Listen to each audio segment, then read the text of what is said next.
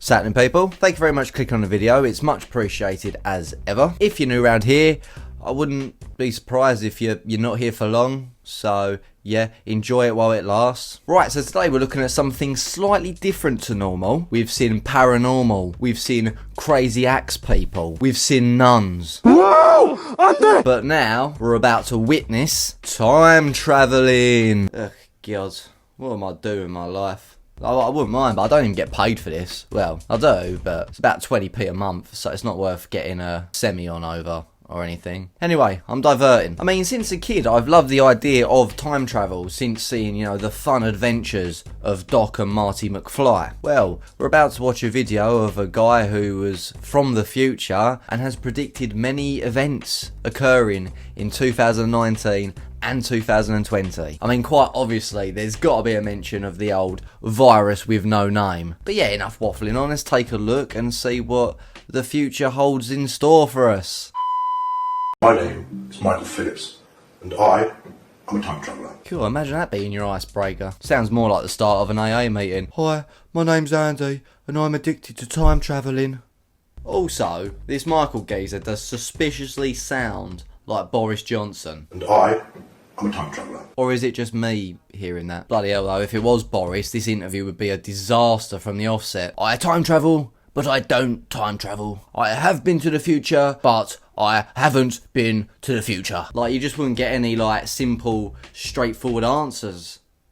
Am I right? Anyway, back to Michael, who is a time travel person, traveller. Time traveller. I knew that. I was born in 2043. Cool. Alright, boomer. Got your free bus pass yet, have ya? If that's still a thing in 2000 and wherever the fuck you're from. At the age of 18, I joined the army.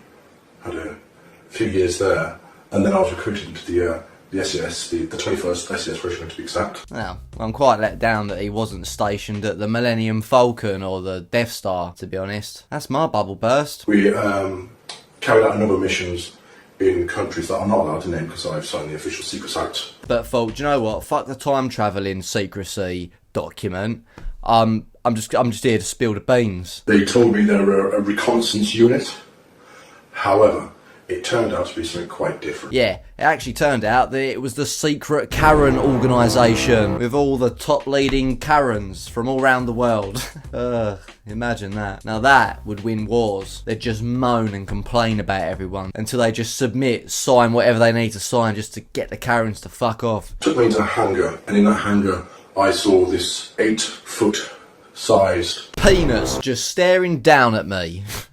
Oh, if anyone walking by just heard me say that line, they're going to be like, what the fuck is this week's video about, and? Turns out it was a time machine. Oh, right, of course, yeah. This time machine, it uses two micro singularities, one at the top and one at the bottom, to power the craft into it creates a gravimetric distortion, and distortion then tears a hole in time-space. Well, duh, of course it does. I embarked on a number of missions. The first was to the year 2138, which was very interesting because it was not at all like I know the Earth to be now. In fact, it was rather polluted. What? Have you not seen Greta Thun now? Or whatever her bloody name is. We're living in a polluted world. Bloody hell. And people are quite tribal, and it wasn't a pleasant place to be. Definitely watch Mad Max before we filmed this.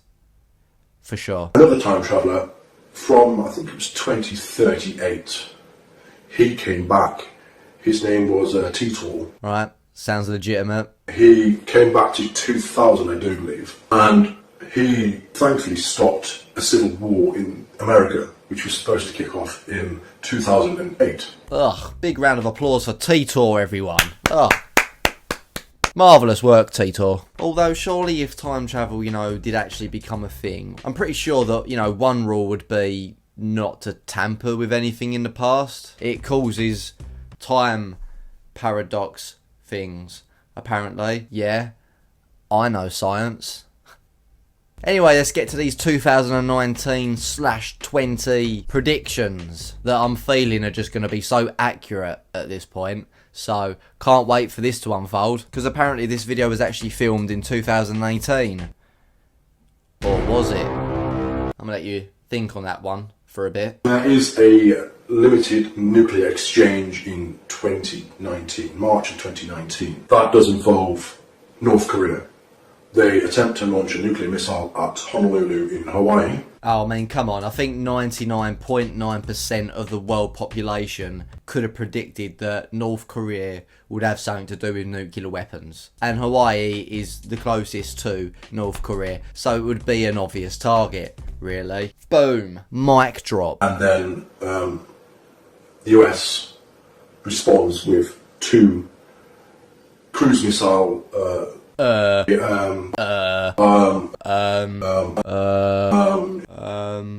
mean, yeah, this consistent it's definitely filling my confidence. nuclear-laden missiles to Pyongyang and takes that out. So Kim Jong-un was no more at that point. Kind of think he's still alive, though. It's a bit awkward, that. Although this actually makes it seem like it could actually be Boris. Even more now. Yes, Kim did die, but he didn't die. With the turmoil that ensued after that, World War III did start in 2020. Did it though? I mean, you think something like, oh, I don't know, the virus who shall not be mentioned would have been mentioned. But, you know, could be getting carried away here. We have still got time for this to be mentioned. I've said mentioned way too much. And all in all, it was a very fast but brutal war. Against COVID? Countless millions were killed. During the virus outbreak? Then you had Oprah Winfrey, believe it or not, try and run for the presidency. Oh, for God's sake. In the mid-2020s, we did land on Mars. We had the first land on Mars, which was good.